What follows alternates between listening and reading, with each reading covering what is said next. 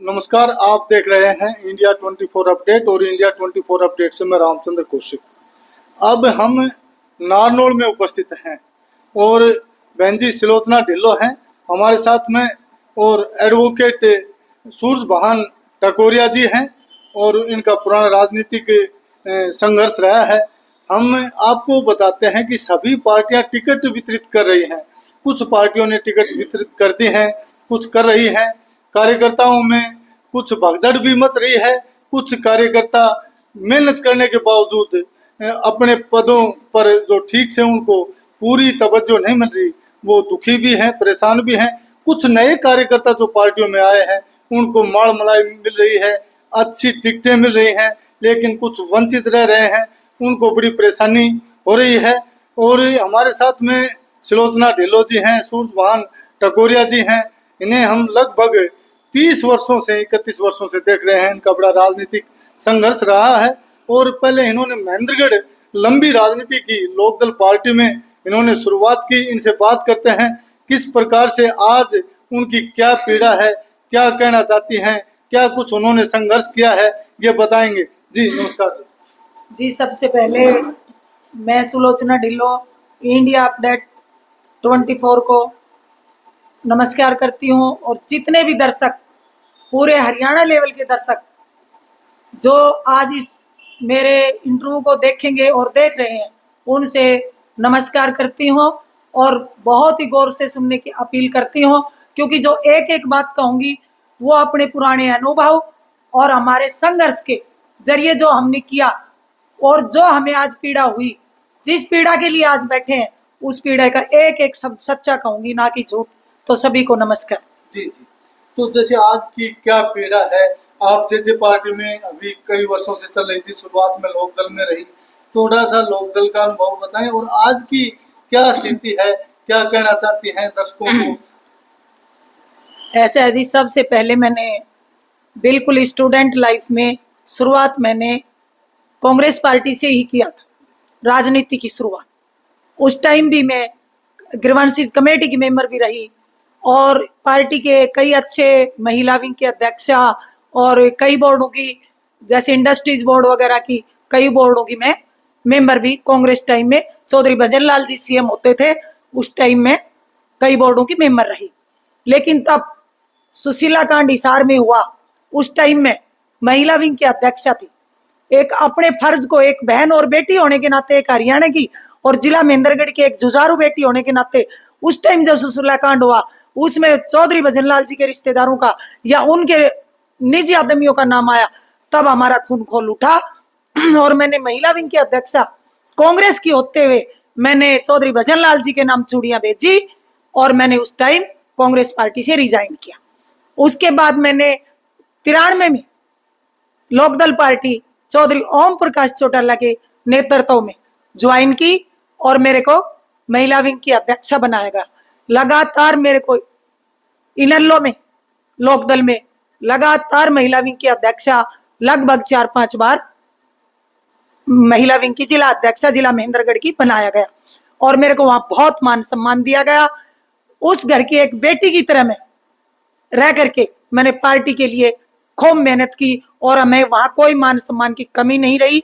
जो हमने चौधरी ओम प्रकाश चौटाला जी को अपने बिल्कुल ही घर के, जो मुखिया को कहते हैं, हमारे चाचे था और हमारे पिताजी को जाकर कह देते हैं, ऐसे हम जाकर कह देते थे और हमारा वहां मान सम्मान होता था और हमारे काम किए गए।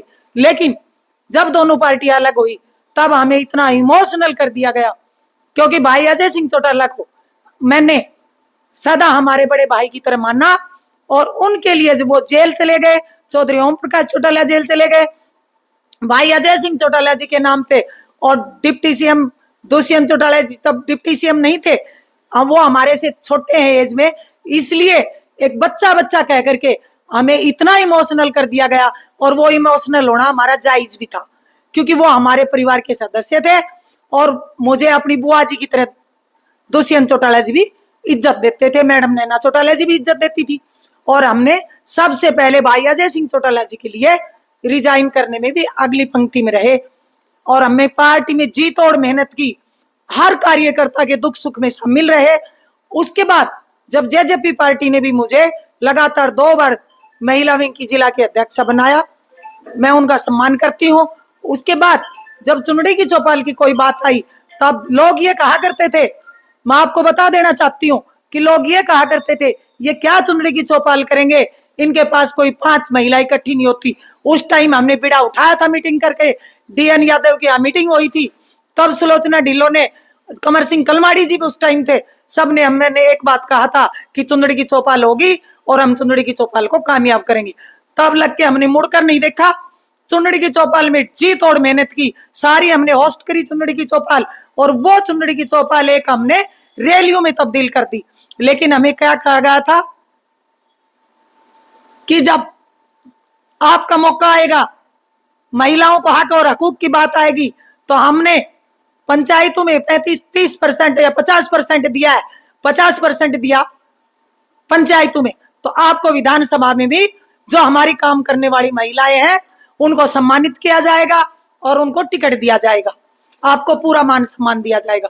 और मेरे को मैडम ने, नैना चौटाला जी ने, भाई अजय सिंह चौटाला जी ने और डिप्टी सीएम दुष्यंत चौटाला जी ने बाई इज्जत प्रदेश की वरिष्ठ उपाध्यक्ष बना करके नवाजा, मुझे इज्जत दी, मान सम्मान दी, वहां भी मेरा पूरा मान सम्मान किया। लेकिन हम राजनीति करने आए हैं, हम कोई बहस चलाने नहीं आए। हमारे खून में, हमारे डीएनए में राजनीति है, खानदानी राजनीति है, संघर्षशील है। मुझे जब मैं आवाज उठाती थी पार्टी की, मुझे आज सबसे बड़ा दुख एक है कि एक तरफ तो भाई दुष्यंत चौटाला मुझे बुआजी बोलते थे, और एक तरफ जब मैं कार्यकर्ताओं की मीटिंग में आवाज उठाती थी तब मेरे को यह कहा जाता था, टोंट मारा जाता था कि हमारी महिला अध्यक्ष तो क्रांतिकारी भाषण देती है, क्रांतिकारी है हमारी। और उन क्रांतिकारी भाषणों की वजह से मुझे टिकट में भी वंचित रखा गया, और काम करने में भी हमारी जो मेरे काम हुए वो हमारे लाइजन थे, मेरे काम किए। मैं काम की वजह से बिल्कुल नाराज नहीं हूं, किस लिए? हमें काम करवाने आते हैं, हमने काम किया है, चाहे कोई भी काम करने वाला हो, जब हमारे जायज काम होते हैं, जायज काम थे, हमारे काम हुए, हम काम से नाराज नहीं है। लेकिन नाराज किससे है कि जब कार्यकर्ताओं के काम ना हो। हमारे साथ जो महिलाएं 25 और 30 साल से काम कर रही है, टीम वर्क कर रही है, उन महिलाओं को ऐसे भगा दिया गया, किस लिए? ना उनके बेटे लगे, ना उनके भाई लगे, ना उनके पोते लगे, ना भतीजे लगे, ना उनके लड़के लगे, ना लगे, कोई बात नहीं, नौकरियां सबको नहीं मिलती। लेकिन जब कोई महिला के मान सम्मान की बात आई, हमें जो चुनरी की चौपाल के माध्यम से कहा गया था कि आपको आप में से टिकट दिया जाएगा, मुझे यह भी नाराजगी नहीं है कि मुझे टिकट ना दिया गया। सबसे पहले तो मैं अहिरवाल क्षेत्र की बेटी होने के नाते एक ही बात कहूंगी कि मेरे ऊपर कोई जाति बिरादरी की बात नहीं थी। मैंने 36 बिरादरी के भाइयों से मिल करके कंधे से कंधा लगा करके काम किया। 36 बिरादरी के लोगों ने मेरे साथ महिला भेजी, अहिरवाल क्षेत्र से सभी महिलाओं ने बढ़ चढ़ करके हर 36 बिरादरी की महिला चुनरी की चौपाल में आई। लेकिन जब टिकट की बात आई, अटेली से उस महिला को टिकट दिया गया कि शायद ये अटेली वाले भी ना जानते हो, जिला महेंद्रगढ़ नहीं जानता, मुझे नहीं पता वो कैंडिडेट, किस लिए हमने कभी उस कैंडिडेट को पार्टी की मीटिंग में शकल से नहीं देखा, इसलिए मुझे भारी पीड़ा है। और पार्टी हाईकमान से भी आज बड़े भरे मन से मैं पार्टी को अलविदा कहा है, कह रही हूं। मुझे मैडम नैना चौटाला जी का फोन भी आया है कि आपकी बात को सुना जाएगा, आप अपनी पोस्ट डिलीट कर दो। लेकिन मैं उनसे विनती करती हूँ, उनसे एक ही बात कहती हूँ कि अगर आज हम इस बात में भी आवाज नहीं उठाएंगे तो हमारी तो आवाज को दबा दिया जाता है। हमें तो यह कह दिया जाता है, किसी अगर सच्ची आवाज को यह कह दिया जाए कि क्रांतिकारी हो, अगर अपने स्वाभिमान के लिए क्रांतिकारी भी बनना पड़ेगा तो हम क्रांतिकारी कहलवाने नहीं, बनने के लिए भी तैयार रहेंगे। हम हमारे हक हकूक के लिए और जनता के हक हकूक के लिए, मेरी एक ही बात है कि बोल मैं रही हूं, बुला कार्यकर्ता रहे हैं। हमारे कार्यकर्ताओं की, जो ग्रामीण क्षेत्र के मेन कार्यकर्ता हैं, उनकी हमारे उसमें डिप्टी सीएम के देख रेख में अनदेखी हुई है, और उस अनदेखी को बार बार हमने झेला है, बार बार झेला है। आज जब टिकट में भी ऐसा किया गया, मैं अटेली हल्के से जो टिकट किसी भी महिला को दिया गया है उसको हम नहीं जानते हैं, और मैं उसका पुरजोर विरोध कर करके और उससे खपा हो करके और आज पार्टी से भरे मन से, किस लिए कि पहले तो राजनीति में इमोशनल होना ही हमारा गलत था, लेकिन हम हुए क्योंकि हम एक इंसान है, इंसानियत के नाते कई बार अपने परिवार के लिए इमोशनल हो जाते हैं। लेकिन हमने देख लिया राजनीति के अंदर इमोशनल होना भी गलत है। मैं उन टिकटार्थियों की तरह नहीं हूं कि रोने लग जाऊं, नहीं। हम हमारा हक मांगना जानते हैं। अगर हम क्रांतिकारी हैं तो क्रांतिकारी ढंग से हम पेश आए और संघर्ष करेंगे। अगला फैसला जो लेंगे सभी कार्यकर्ताओं से, सभी माता बहनों से, 36 बिरादरी से मिलकर के और संघर्ष की राजनीति करेंगे। संघर्ष किया है, संघर्ष करेंगे और अपनी आवाज को बुलंद रखेंगे। क्या आपने इस्तीफा दे दिया है? क्या मंजूर हुआ है? मैंने इस्तीफा दे चुकी हूँ। किसको दिया? मैंने भाई अजय सिंह चौटाला जी को, जो हमारी पार्टी के प्रेसिडेंट है, उनके पास इस्तीफा मेल के थ्रू भेज दिया है। इस्तीफा मंजूर हो जाएगा और मैं भाई का जो मुझे अच्छे अच्छे पदों से, भाई अजय सिंह चौटाला ने मुझे यहाँ तक नवाजा कि हमारी बहन बहुत सीनियर है, वरिष्ठ लगाना भी इनके लिए छोटा पड़ेगा। इतना मेरी बहुत इज्जत की है भाई अजय सिंह चौटाला जी ने, मैडम नैना चौटाला जी ने। भाई दुष्यंत चौटाला ने हमारी खूब इज्जत की है। दिग्विजय सिंह की मैं क्या कहूँ, खूब इज्जत की है। गड़बड़ कहाँ हुई? गड़बड़ यहाँ हुई कि या तो हम कार्यकर्ताओं की आवाज उठाते हैं, तो जब से अभिमन्यु आया है, जब से मुझे नहीं पता कि इसको कौन लेके आया। अभिमन्यु राव, अभिमन्यु, मैं तो अभिमन्यु कहूंगी क्योंकि राव तो हमारे राव उसको मानते ही नहीं।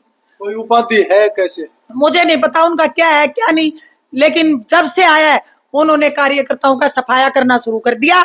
उसके बाद अगर अभिमन्यु पार्टी का सच्चा सिपाही है तो किसी पार्टी की महिला को टिकट दिलाकर लाता, ना कि अपनी पत्नी को। किसी भी पार्टी महिला को टिकट दिला देता, कोई बात नहीं थी। क्या आप किसी दूसरी पार्टी को ज्वाइन कर रहे हैं या कैसे अगला आपका कार्यक्रम है? ऐसा है, देखो हम राजनीतिक लोग हैं, जल्द ही विचार करके सभी उससे आपस में बैठ करके विचार करके और बिल्कुल पार्टी ज्वाइन करेंगे। राजनीति करनी है, राजनीति करेंगे, पार्टी ज्वाइन करेंगे और अपनी आवाज को बुलंद रखेंगे। जो कि जनहित में कार्य करेंगे उनके साथ जाएंगे। जैसे पार्टियां, जेजेपी पार्टी में भगदड़ मची हुई है, काफी नेता जो विधायक रहे हैं, मंत्री रहे हैं, पार्टी को छोड़ के जा रहे हैं। क्या पार्टी का अस्तित्व कमजोर होता देख करके आप जा रहे हैं या प्रताड़ित होने की वजह से जा रहे हैं? देखो मैं ना प्रताड़ित कहूंगी और ना ही पार्टी का गिरता हुआ जनाधार। मेरी इतनी छोटी सोच नहीं है। अगर गिरते हुए जनाधार में हम आए ही थे, हम इतने गिरे हुए जनाधार में आए थे, तब हमने कभी नहीं सोचा कि गिरा हुआ जनाधार गिरता हुआ वो कार्यकर्ता सोचेगा जिस कार्यकर्ता को काम नहीं करना आता। हमें काम करना आता है और पार्टी के जनाधार को से नहीं, अंग्रेजी बोलने वाले की जो आज के और अंग्रेजी बोलने वाले से आकर के पार्टी का भाई अजय सिंह जो आज किस कगार पर खड़ा कर दिया और कार्यकर्ताओं की अनदेखी हो रही है। ये अनदेखी मेरी अकेले की नहीं, वो मैं बोल देती हूँ। कई भाई चुप बैठे हैं, कई बहन चुप बैठी है, वो चुप बैठे रहे। मैं चुप बैठने वालों का भी धन्यवाद करती हूँ और बोलने वालों का भी स्वागत करती हूँ। अपनी बात को जिंदा है तो जिंदा दिखना जरूरी है। अगर अन्याय है तो अन्याय के खिलाफ आवाज उठानी जरूरी है। देखिए दर्शकों, जैसा कि बहन सुलोचना ढिल्लों ने बताया, अपनी पीड़ा बताई, शुरू से आखिरी तक इन्होंने बड़ा संघर्ष किया है, अनेक आंदोलन किए हैं, महिलाओं के लिए काम किए हैं। लेकिन जो टिकट वितरण की जो बात हुई, जो जिस महिला को ये जानती नहीं, ये प्रदेश उपाध्यक्ष रही हैं, बड़ा इनका पद रहा है, लेकिन इनको ये पता नहीं किसको टिकट दे दी गई है। तो ये पार्टी के अंदर जो गलत चल रहा है उसको लेकर इन्होंने अपना इस्तीफा दे दिया है। और काफी पार्टियां तो अपने अस्तित्व को बचाने में लगी हुई हैं, क्योंकि मुख्य रूप से क्षेत्रीय पार्टियां खत्म हो रही हैं और बड़ी पार्टियां ही जो राष्ट्रीय पार्टियां यहाँ बच रही हैं। तो अब पार्टियों का क्या जनाधार है, आपको कैसा ये वीडियो लगा, आप अपने सुझाव, अपने कमेंट्स अवश्य भेजें, क्योंकि राजनीतिक माहौल है, राजनीतिक आदमी है, किस प्रकार की इनकी सोच है। आप राजनीति देश हित को देखते हुए की जाती है, प्रदेश हित को देखते हुए की जाती है, लेकिन कुछ स्वार्थी व्यक्ति अपने स्वार्थ को साधने के लिए कुछ लोगों का शोषण करते हैं और उनको इग्नोर करते हैं। जो योग्य आदमी है उनको इग्नोर किया जाता है। आप अपने कमेंट्स, सुझाव अवश्य भेजें और हमारी वीडियो को अधिक से अधिक शेयर करें और हमारे चैनल को सब्सक्राइब करें। धन्यवाद।